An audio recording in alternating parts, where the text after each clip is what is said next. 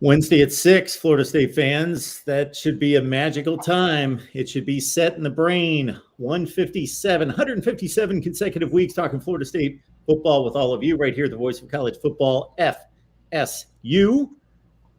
One of the guys that makes this all happen, of course, Logan Robinson, Noel Game Day.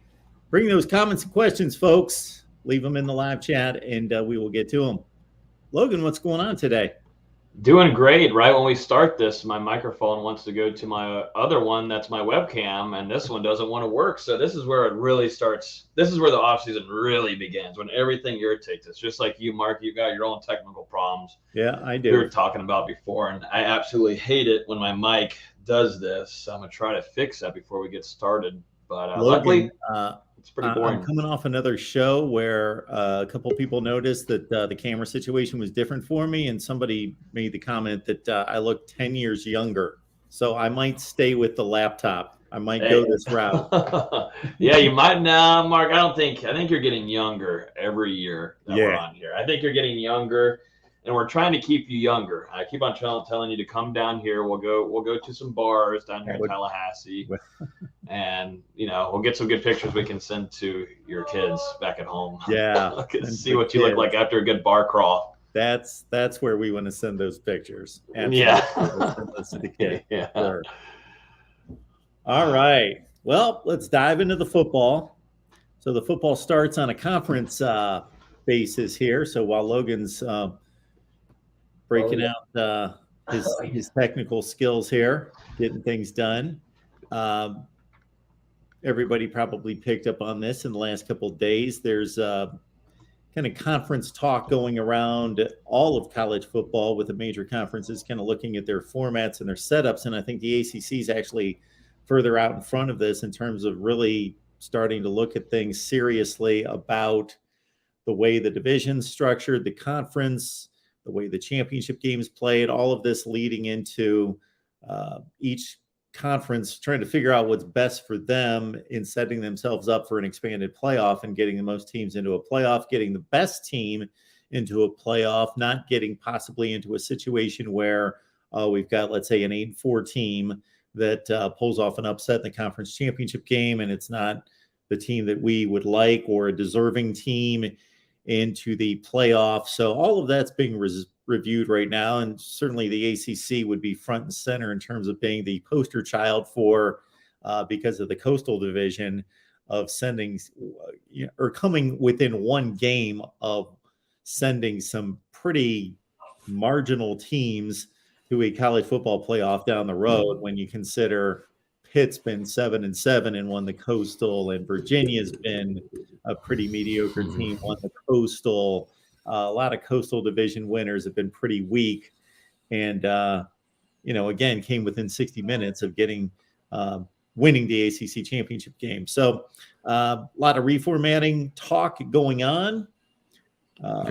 What are your thoughts? Any preferences on how they should do this? Yeah, early thoughts so far. Obviously, you're competing too with SEC and trying to keep the entertainment value there, and maybe Duke creeping in, which we aren't expecting them anytime soon to be to the ACC championship, but a Duke like that facing maybe another team and the other division that isn't so swell, isn't so appealing to maybe the broadcasters, or that realm too. The big money goes there, and so I think in Florida State's spot right now, there's no way that in Tallahassee we can talk about man, this would really affect us for those ACC championships every year. Right now they're fighting to reach the bowl game first, but just all in all, this is a futuristic thing that could be implemented as early as 2023. And, the biggest thing I'm keeping an eye on here is that they're looking to have 3 defined teams a year that you're facing. And obviously, I don't think the ACC can go in and alter away Clemson. They most certainly can't alter away Miami. So those have to be solidified. And then you got to figure out who's going to be that team that's also in there every year. I see you got something to say about that too, Mark, on what they're trying to do with that. But overall, it's about getting better in the ACC. I personally like it. I think the ACC is trying to do some catch up here, trying to make some changes quick before God knows what happens in 2 to 3 years when God will have a mega conference left and right. They'll have just a gigantic, we're going against the NCAA now. Screw it. We're going to go just college football playoff committee. What are we doing here? And the ACC is trying to do some things quickly, but the biggest thing to me is those 3 defined games. Which ones are those? And you most certainly, like Michael Alford, Florida State's athletic director, said, 2 out of 3 teams, that has to be Clemson and Miami. Although I think some fans too wouldn't be too opposed of saying, oh, I wouldn't be bad to take a year off of Clemson and maybe just see them in the ACC championship, which, wouldn't mind on that either. But, I think Florida State wants to stay competitive no matter what. Florida State, Clemson every year regular season is going to bring in views. It's all about TV and broadcasts and the ratings there and the money dumped into that. And Florida State gets majority of their money there in revenue in that case. So that's a big, big part of all of this. So I don't know. What are your thoughts, Mark, on this? Because you probably have seen maybe a little bit more, or, you kind of cover this college football landscape a little bit more than I do, for sure. Well, what you're hitting on is kind of an interesting balance that these conferences have to hit on, because they do want to make as much money as possible. So every time they devise a schedule and it doesn't result in Florida State and Clemson playing, for example, that's one of the bigger money makers of the year, even on a down year for Florida State. So they definitely want to keep those games. For example, the Big Ten, for the longest time, before splitting into divisions, there was never a season Ohio State and Michigan didn't play. There was never a season Ohio State and Penn State didn't play, because they just wanted them on the field for the TV revenue. So they're going to be looking at that. But at the same time, if you ensure the best teams always play, you're racking up losses, and you're possibly going to knock a team out of an at-large spot in the playoffs. That's a possibility too. So my thought when you talk about the 3 designated teams is, there's no doubt Miami and Florida State have to play every year. There's no doubt North Carolina and NC State are going to play every year. They're going to set up the rivalries. The real rivalries need to continue. Now, in terms of setting it up to a format, and I read the same thing in terms of keeping 3 teams that would be, I'm not understanding that. It probably works. The math probably works out, and that's one of the driving forces, but I don't know why there has to be 3 designated opponents for Duke. For me, Duke should play North Carolina every year because of the proximity and because they're rivals, but I can't think of anybody else in the conference that needs to play Duke. So why build a system where there are 3 forced matchups for every school when there aren't 3 matchups that make sense? I'm not getting that. I was just saying real quick, Mark, this feels like a perfect subject for someone that's not on the show right now, because we know who loves schedules and going deep diving into every kind of component that could eliminate someone from a contention of getting 6 or 7 wins. And this would be Jason's topic right here. But yeah, it's got to be all with Matt, the commissioner there, whatever they've got to do to kind of solidify the scheduling. And that, it could just still be chit chat. But this is the ACC, so I don't believe anything until it's solidified and done, and I see it firsthand in person, because this is a conference that is really, has its ups and downs. Now that basketball, now you're seeing these other Big 12 teams in basketball, like now the ACCs, man, they're struggling. Definitely if Clemson and Florida State can't get up to that high caliber, it hurts quite a bit. But I mean, you're seeing other teams on the come up. You're like Pittsburgh, you've got other teams that have some potential. North Carolina was supposed to have a big year last year, and that was a total disappointment right off of week 1. So you're trying to just, you're not shredding it all whatsoever, but you're just trying to find something that keeps you in those top conferences and the Power 5. Don't you think, Mark? Like they're trying to just keep themselves afloat a little bit Yeah. here. I don't know. Yeah, and again, I think this very much ties into the playoff and setting up the conference in the best possible position for extra playoff teams. The conference champion is going to be in the playoff, but it's doing two things. It's number one, making sure that the best team wins the conference championship, or one of two of the best teams, and not having some wild card team play out of their minds for 60 minutes and win a conference championship and have them represent the ACC. And number two, putting the conference in a position to get as many teams in it as possible. Because I've run through the playoff years, taking 2014 through 21 and put it into the playoff proposal that was delivered to the public last summer. And the SEC and the Big Ten are going to put 3 teams in just about every year. And then the other conferences are going to be pretty certain to put in 2 teams. And then after that, may be difficult to get a third team in. The other consideration with playing the best teams again would be, when Florida State owned this conference and then Clemson was on the rise, 2012, 13, 14, there was a few year stretch there where Florida State was definitely the best team in the ACC. And then Clemson emerged as that being the game of the year for a few years. Clemson, Florida State. The winner of that game is going to win the Atlantic, and they're going to win the ACC championship game. And there was kind of that transition of power. And then Clemson became the team, and Florida State for a few more years stayed the second team. But that was the game of the year in the ACC for 5, 6, 7 years. And then you're basically having the 2 best teams play in the same division, and you're not seeing that as a conference championship game. One of them's getting knocked out, where if we get to that place again where 2 schools are the 2 best by far, there was nobody close to those 2 for 5 or 6 years. And if we get back to that place, then you're going to see them rematch. Instead of seeing Clemson or Florida State play the 3rd or 4th or 5th best team in the conference championship game, you're going to see Clemson and Florida State play a rematch.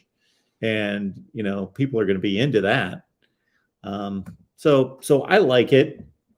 This brings up 2 video ideas. One is going to be, I'm going to go back through all these years and figure out who would have played in the ACC championship game under this format. And then number 2, kind of figure out what scheduling format. I already know what scheduling format I would put together, because I've done it with the divisions, but without the divisions and just one conference and one conference standings, I'll have to put together how I would do this, because I've got an idea. Okay. People need to keep an eye out for that maybe this summer. Yeah, we'll be working on this soon. Okay. This is a hot topic right now. So this is like what we got. This is all we got. This is like pen to paper tonight. No snap. Okay. I like that. We got the videos coming. This is all we got right now, though. It's completely dry. I hate, this is not my most favorite talk, because I'm not so good at this one. This is where Jason really comes in and he works the scheduling part of it. We're definitely in June, or not. We're not even June yet. It feels like we're in June, but we're in May. But this is all we got. And then we got Norvell. I mean, he's given us some good clicks here. Yesterday, he was talking on the Packer and Durham show on the ACC Network, saying that he indeed had a few players on his team alone. Felt like, had some schools contact them and felt like some tampering was going on there. I think this is a shock to anybody whatsoever in the college landscape. At any school, I don't think anybody should be shocked that maybe another college is tiptoeing with some players. I think this happens all around the country, and I don't know. I see that the Miami fans are going wild and saying, "Oh, what in the world? Why would anybody want a Florida State player on any other college roster?" But it created a lot of fun for the Miami fans on my Twitter yesterday when we put out that story. But I don't think it's too shocking. I mean, this is the new world that we live in. And, transfer. I mean, we're looking at the Pittsburgh wide receiver and what's going on over there. I mean, it's unbelievable the kind of opportunities that some of these players are getting. And I would not be shocked whatsoever if this is happening left and right with other college kids. So, Mike, wanted to say it out loud on the show, and feels like there's got to be something from the NCAA to work on this and create some kind of restrictions on sorts of things like this. But he said we had conversations. There were a couple guys on our team that have had people from the outside talking. They were not in the portal, but they're trying to make decisions on certain things for their future. So I think there was maybe some players on, contemplating leaving or not, probably talked to a couple schools. It's not shocking whatsoever. Of course, yeah, you would like the NCAA to jump on this, but now you're going to deal with that. And then you've got this gigantic monster on the other side with all of this NIL and the regulations there and whatever the NCAA is going to do. I love how, they gave this, not even a slap on the wrist yet, but kind of just tried to put some guidelines out there. Earlier this week, we were expecting them to put out something Monday, and they're, just like, we'll listen to you, but not really kind of dealio. And then, next and 6 months, there'll be a slap on the wrist, and then they'll try to jump in there and do something. But I don't think the NCAA is going to do anything until it starts really, really hurting them. And I want to find the ways that is, because that's probably when the NCAA is going to start really actually cracking down on a lot of this. It's going to I hate it, Mark, because now it gets, I don't know. Now everything just gets political. We're going to talk rules all the time, regulations, and NCAA, which just sounds horrid to me. I want to talk about, we want to talk ball. I want to talk about a friggin' slant route.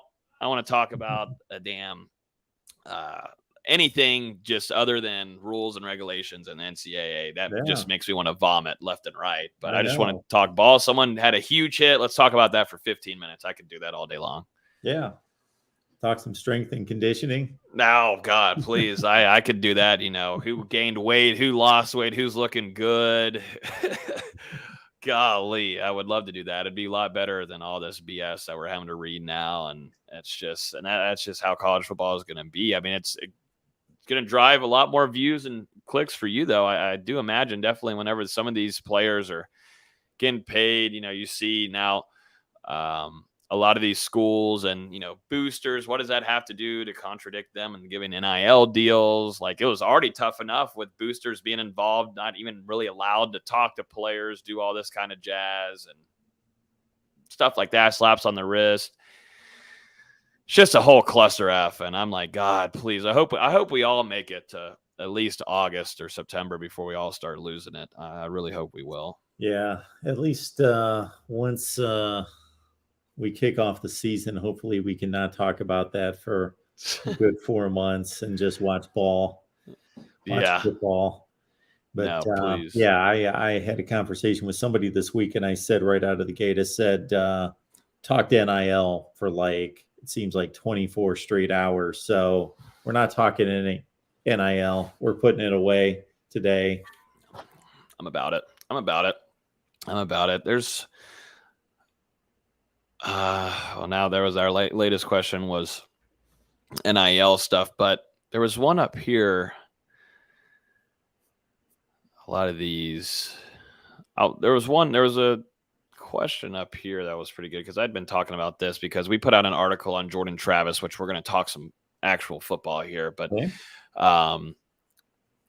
there was an article we put out today about the significance of Jordan Travis being on the field whenever he is, and that big time impact that it has on Florida State's offense, not only just and points scored, yards, but just dynamic part of it. And there's a stat here that David Hill from ESPN put out, just showing the significance of having Florida State's quarterback on the field during games. And if this will load, everything technology-wise is just eating me alive today. Everything. I believe it goes from 4.5 yards per play to 6.5, if I'm correct. It will load here eventually. Just my computer doesn't want to do anything now. I've got all black screen. I don't even know if I'm in StreamYard anymore. But I can hear you, though. Gotcha. All right, there you are. But yes, so it was over the past 2 seasons, Florida State has averaged 6.5 yards a play when Jordan Travis is on the field and 4.5 when he's not on the field. And I know there's a lot of conversations this offseason just continuing to harp down. I think we're just like, we're in May and into June. We're just going to find every little bit to complain about. And this month it has been Jordan Travis, and a lot of fans just once again just holding down on Jordan Travis and being just this awful quarterback for production alone and getting them down the field, which I'm seeing a major problem with as last year being his first start. Definitely in his last 6 or 4 games, playing really well football for a guy that was also injured for a majority of the season. That's something that if you want to give a knock on Jordan, his durability is something that really hurts him. It hurts the team just because having him out there changes the game. And, you saw him a little bit last year play more of a safer role and take care of his body. But, you lose them very, very, very early in the first quarter for a good amount of the game against Florida. He's able to come back, but just things don't look right. But his durability is what's hurts him. But whenever he's out on that field fully healthy, could you imagine, a fully healthy season with Jordan Travis, 12 games? That probably puts on another two plus, maybe 3 wins for Florida State last year, at least 2. And, that's a ball game. But if you're able to add that into this next season where, that's your solidified guy going into a full year 2 with him, you feel really good. I thought that was pretty significant going from 4.5 yards per play when he's not on the field to 6.5. That's a pretty big margin there, in my opinion. Oh, it's huge. It is a big difference.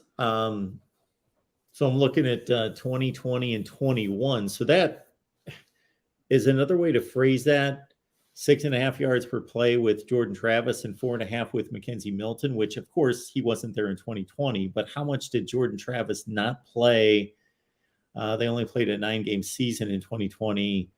Chubba Purdy was out there a little bit. Tate Rodemaker mopping up some games, UMass game, those kind of games. But other than that, that's pretty much a comparison between Travis and Milton, right? Majority, practically. Yeah, because Jordan Travis in 2020 wasn't even definitely wasn't the starter. If you go back and look, Mike Norvell had put Tate Rodemaker ahead. Hadn't even put Chubba Purdy out there before. Didn't put Chubba out there before Jordan Travis, but Rodemaker was out there. Of course, Blackman too was your starter. So a lot of stuff. But people are in here saying that's not a lot. 4.5 to 6.5. That's a lot. If you're looking statistically on your offensive production, that's a lot. Think of it this way: if you run 100 plays, you're going to gain 450 yards, or you're going to gain 650 yards.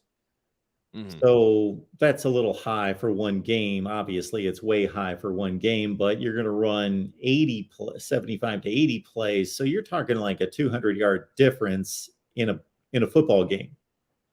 That's huge. Mm-hmm.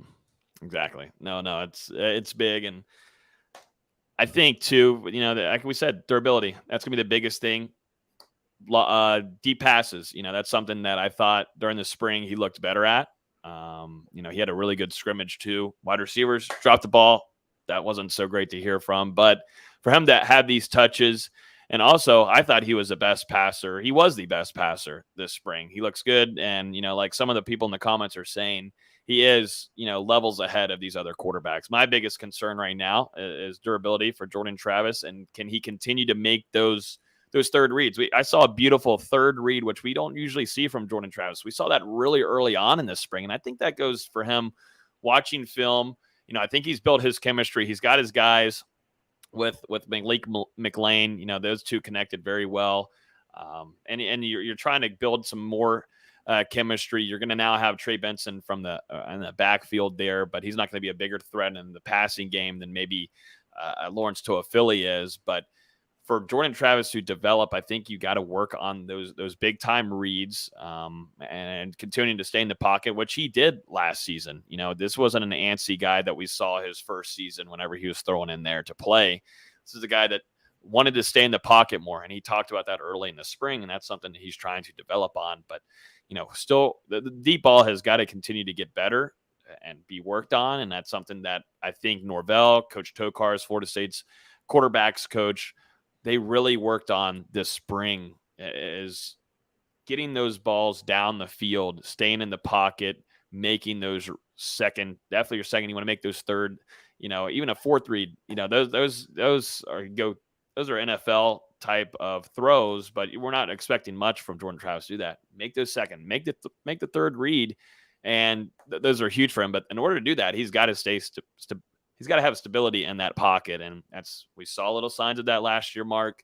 And now you're really hoping this year you can do that. I mean, of course, you want to have your offensive line being able to protect him, but just as a individual standpoint, Jordan Travis being able to continue to grow there will be huge. And like I said, the biggest knock on him is durability, and that's something that if can be fixed, and he can get better there, whatever it is. If it's something that they need to do this offseason to continue to put more size on him, if it's something, I don't know. We let the smart people do that. All those science people let them do that stuff in the locker room, and they figure out a way to do it all. But everybody gets the gist.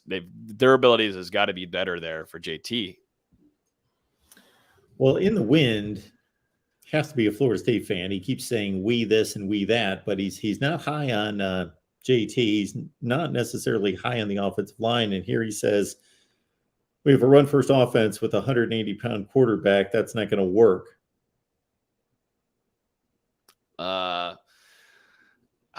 Can I show you a couple touchdowns where it worked last year a little bit? The 180 pounds. I mean, I think I know I got to evaluate the pounds now, but the biggest thing for him, I think we can see guys 175, 170 be more durable than what we've saw with Jordan Travis. And I think there's some other things hindering him that we might not know of. And you also, I keep that in mind too. And you're hoping with a little bit more time that's been able to heal and things are a little bit better there. But, you saw some problems with the arm and the elbow and games having to hold his wrist a few times. And you're hoping, rehab, continuing to build strength there will fix that. But, I think right now, like I said, it's this time of year where everything just got really quiet. Amarius Mims goes back to Georgia.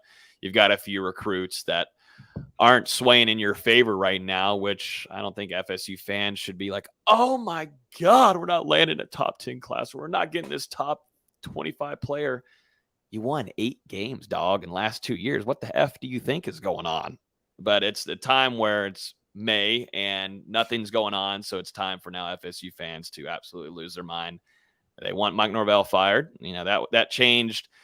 If we would have talked about this 4 weeks ago, they would have been all in on Mike Norvell and what he was doing with Mims, bringing him in town. The only school that he came to visit.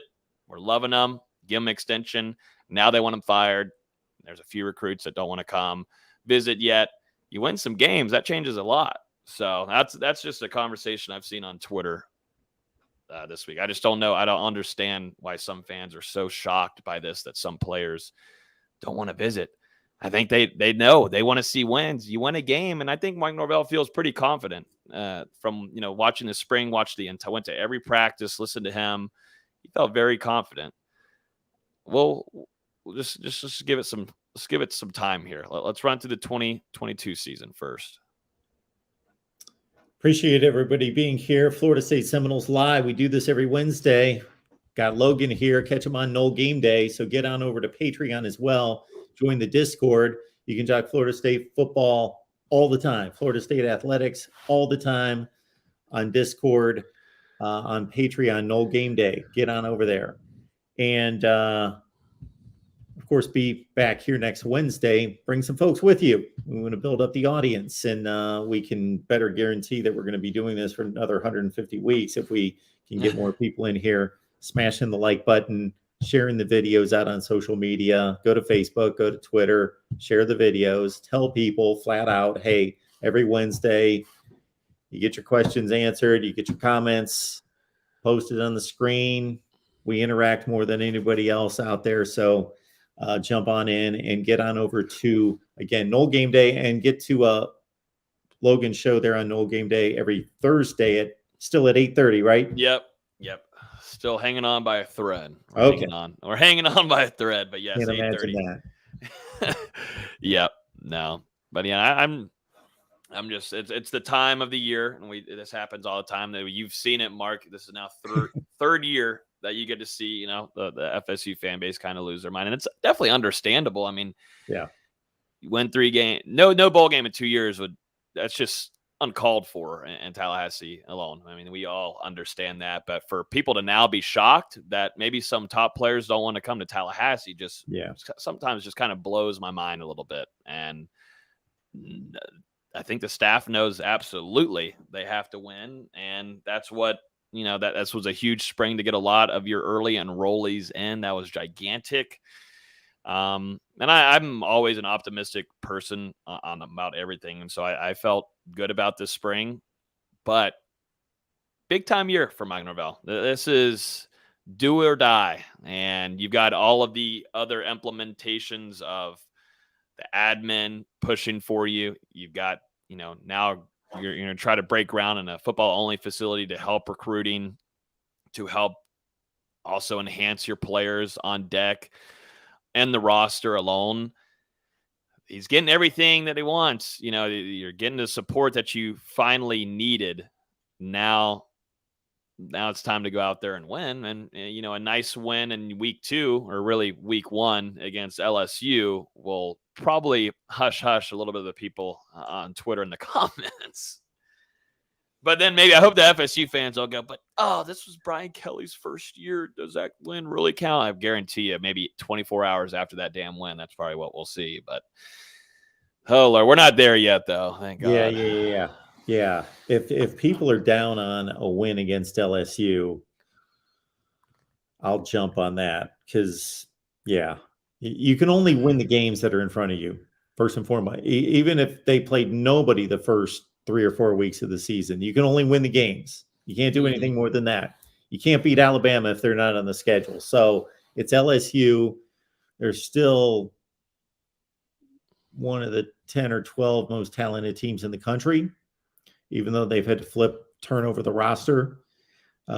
Easily one of the 10 or 12 most talented teams in the country, and Brian Kelly knows what he's doing. So they're not going to be humming on all cylinders. They still have a lot. The two teams and programs are kind of similar in a lot of ways. Yeah. And just because of, where they've been and what they're expected to do versus where they're at in their progress right now. And what the last couple seasons have looked like for both teams. Not pretty. But LSU's loaded with talent. So that's going to be significant. If Florida State wins that, you're not going to have to sell me on that win. Is it a vintage LSU team that's going to be competing for a national championship? Probably not. But you don't need to sell me on that. Hey, any way they can get it done, they win that game 7-3. Whatever. That's a big game. That's a big game. And if it turns out to be a W, that's going to be a big W, regardless of what LSU does the rest of the year. That's big. That's going to be one of the couple best teams that they've beaten under Norvell. Yeah. Toe Dog is saying that they need to develop some chemistry and, really JT with Ja'Kai Douglas, speedy wide receiver, definitely an X guy on the outside, especially on deep passes. He's easily the best receiver to throw to. So right now, I think this is definitely a strong comment. I think with Ja'Kai Douglas, wonderful spring. He and JT connected a lot in the deep ball, and we saw that last season too. And Florida State, really, I don't think there's much more building too much chemistry on there. I think that's kind of done. Now it's Florida State staff. Coach Atkins now the co-offensive coordinator, but really it's on Mike Norvell now. We got to put Ja'Kai Douglas in the spot to make explosive plays. They got to use him more. They got to utilize the guy that can spread down the field. He's not the tallest guy, but is he one of the fastest? Absolutely on this team. He's one of the fastest. I think he's a top 3, top 2. He might be one of the fastest, if not the fastest on the team now that Corey Wren is no longer with the program. You got to find more opportunities for Ja'Kai Douglas this upcoming season because he can be a threat all around the field, but really in the deep ball there. And, I think this just goes onto the staff there on utilizing him. I think the chemistry's there, but just utilize him more would be nice. Logan, do I need to take on this question? Do I need to put our guy Timmy in his place here? Do you have the talent receipts up? I just said, Timmy, this is not a vintage LSU team. It's not a great team. What you're asking me where the talent is. Okay. Josh, Keyshawn Butte, he's arguably the best wide receiver in the country. Okay. John Emery's going to be their starting running back. He's a 5-star. He was the 2nd-rated running back in the country coming out of high school. They've got 4 quarterbacks in their quarterback room. Jaden Daniels, you heard of him? A pretty good quarterback from Arizona State, threw 17 TDs and 2 picks as a freshman. Really sought after, excellent quarterback. He's competing with Miles Brennan, threw 12 touchdowns in his first 3 games in college after he took over for Joe Burrow. There are 2 guys that probably won't play at quarterback are both 5-stars. Walker Howard's the most recent, and the other guy, Nussmeier, is competing for the job, and he's a top 10 quarterback in the country in his class. People are talking about LSU having one of the probably 3 to 4 best defensive lines in the country with Georgia, Ohio State, Clemson. So I'm not saying they don't have holes, but they've got plenty of talent. Plenty of talent. I bet if I look it up on 247 Sports, their total team talent ranking, they're in the top 10 in the country. I want to let Ronan and the rest of the Miami, I'm pretty sure In the Wind, there's also got to be a Miami fan in here, but I want to tell them I'm feeling amazing. I've been able to get a lot of sun. The weather here in Tallahassee is absolutely amazing. It's incredible here. I look the happiest I have been in probably months, really. Months. I feel great.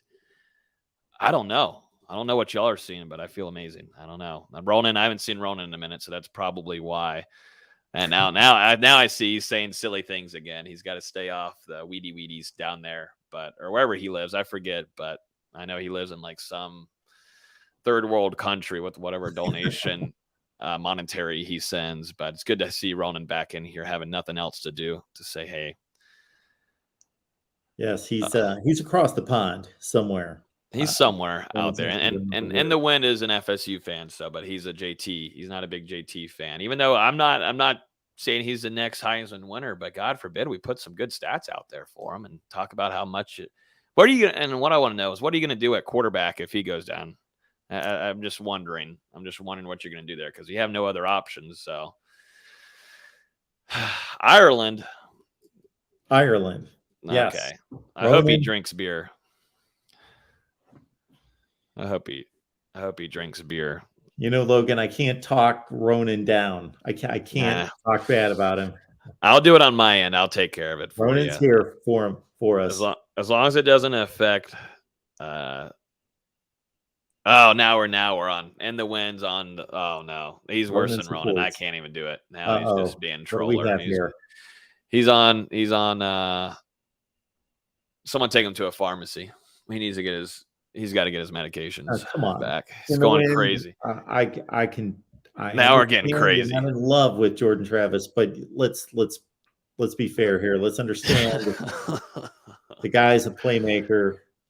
Stop it. Now we're getting silly. Yes, you are trolling. He just said, look, I've seen a lot of FSU football, and Jordan Travis is probably the lowest rated quarterback since Drew Weatherford. Now we're getting crazy. At least I do like this. We get to laugh. Yeah, Jane Daniels wanted to. My hands were up for Jane Daniels. I don't think you were going to get any kind of better or worse. I think JT and Jane Daniels are in that same kind of column. Yeah. I think they're in Yep. that same kind of realm there, in my opinion, and definitely the defenses that Jane Daniels was facing. But sorry. Yeah, he didn't see too many great defenses in the Pac-12. Let me correct that. He didn't see any great defenses in the Pac-12. I was about to say, I'm sorry. And how many interceptions? I forget. I'm not even start on the Jane Daniels thing. I'm sorry, but yeah. Well, off the top of my head, Jordan Travis, 15 TDs, 6 picks last year. That's in my head. I don't know if that's accurate. I usually remember these things pretty well. I know Jade Daniels threw 10 touchdowns and 10 picks last year. He had a bad season. Yeah, that's let's see if that's JT 15 and 6. That's what's in my mind. 10-10. Yeah, 10-10 last year, and Yeah. they want Jane Daniels here in Tallahassee. Stay off. Jade Daniels is talented. He's an interesting player, but he's not without his faults. He's not great. It's not great. We're on. We're getting wild now. It is May, Mark. The comments, they're entertaining for sure. I love it. Joey Foster. Now, Joey's a good guy, too. He's a big West Virginia guy. He wants to know what the over-under is in Vegas for FSU this year. I think it's 5.5. I'm not sure. Let's see what that is. Let's see if we can get depressed even more. I think it is 5.5. That's what I've got. No, that was 21. I think it might be better this year. What are we looking at here? 6.5. No. What am I looking at? Where's Vegas at? Come on. Yeah, I'm only coming up with 2021. I just saw one earlier this week too, and I should have saved it. I knew I should have too. I knew it. Let's see what NCAA football future odds has it as. That's not what I'm looking for. That is not what I'm looking for. Someone in the chat has got to do it, right? Yeah. I don't know if I trust them though.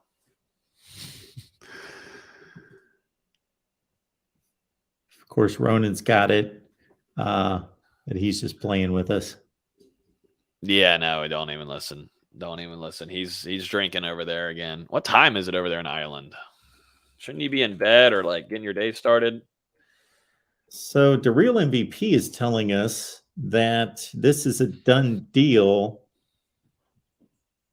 ESPN is reporting that the ACC has gotten rid of divisions. Now, are you getting that confused with just the reports that they're talking about it? You wouldn't think that they would have come up with a decision that quick, but maybe. No, I'm not seeing that. I'm not seeing it either. Nope, I'm not seeing anything on that. They're discussing the real MVP. Yeah, it is definitely in discussion still. Yeah. If that became official, then we'd have a whole another separate video to do. But yeah, no, we talked about it earlier. I would definitely, if you're on YouTube, scroll back a little bit. We started off this show with this. Yep. 11:50 in Ireland, says Tim. Thank you, Tim, for giving us that time. Thank you for giving that to us, because I know Ronan wasn't going to tell us that he was here at midnight, here to troll the Florida State show. But now we know. Now we know that he's up at midnight every night trolling us. Good to know that, bedtime stories. We're giving him this bedtime story every night.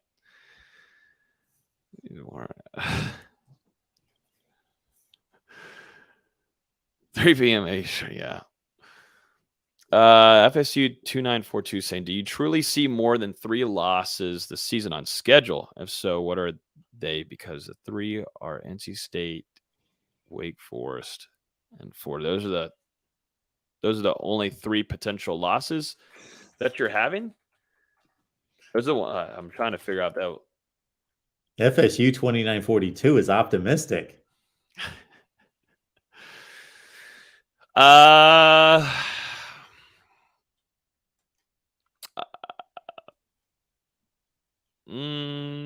I'm not going to agree with that take there. No, I I like the don't agree with optimism it. there. But I'll also say there's nobody on the schedule that Florida State can't beat. There's no Alabama on the schedule that I'm going to say they're automatically losing to anybody on the schedule. Mm-hmm. Not even Clemson, even though that's going to be a tall order. But it's going to be at home this year. Yep. It will be home. And they gave them a run last year. And DJ looks like he's still going to be the quarterback unless Cade Klubnik gets the call by then. Yeah, not too worried from DJ yet. Not too worried yet. I'm hoping that, not too worried, I would say. Ronan, you keep on saying November 5th, like, and saying, you want me to be there in Miami. The plan right now is for me to be Miami, but are you going to fly all the way from Ireland to come there for Florida State versus Miami? That's the real question. I would definitely like to grab a beer with you, and we'll talk about how great The Rock was and his fairy movie that he did a couple months ago. That was awesome. Jumanji, whatever, Jurassic Park, whichever. There's a lot of them. I agree, Mark.